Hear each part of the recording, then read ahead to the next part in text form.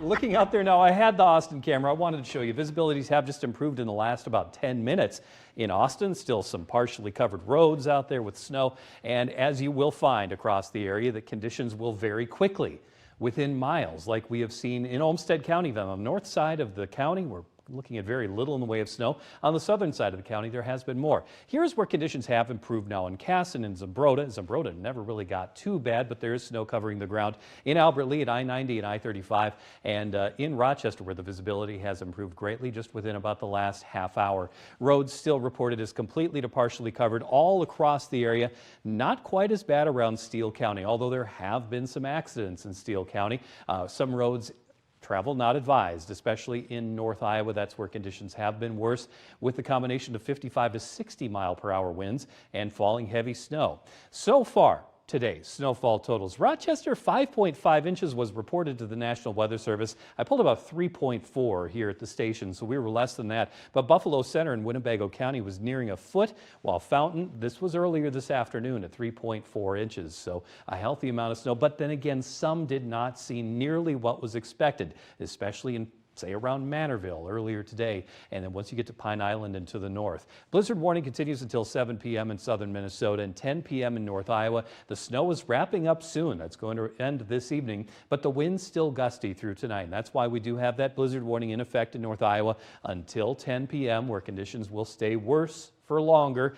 7 p.m. is the expiration time on the blizzard warning in south central to southeast Minnesota. And wind gusts much stronger in Iowa, still hanging in there at about 45 miles per hour at times. Still gusty in southeast Minnesota, just not as windy, and they've already dropped below blizzard strength. But visibility still at a half a mile in Rochester, 3/4 of a mile in Austin, but at a 1/4 mile in Mason City and in Decorah. So travel on Highway 52 south of Rochester, getting a little more difficult in northeast Iowa. This is the last gasp from this winter storm. We've got that line of snow. You can see the darker blue right there, moving very slowly to the east across southern Minnesota and northern Iowa. This storm system rather huge.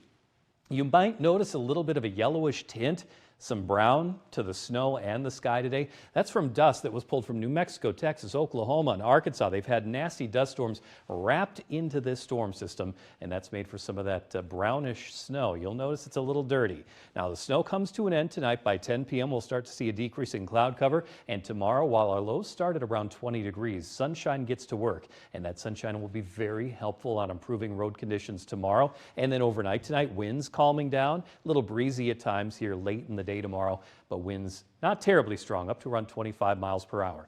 Rochester, Austin, and Albert Lea visibilities have improved here pretty well over the last hour or so.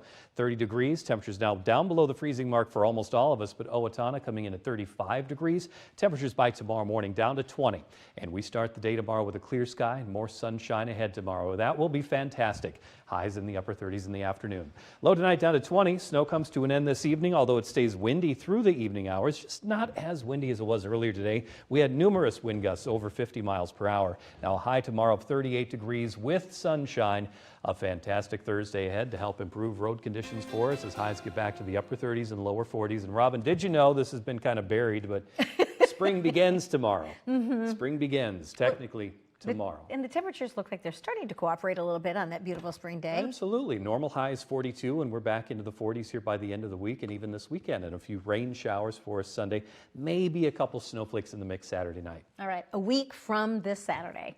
Yeah. That's when we're going to start feeling it. That's right. It's going to take a little while. Can't wait. Thank you, Randy.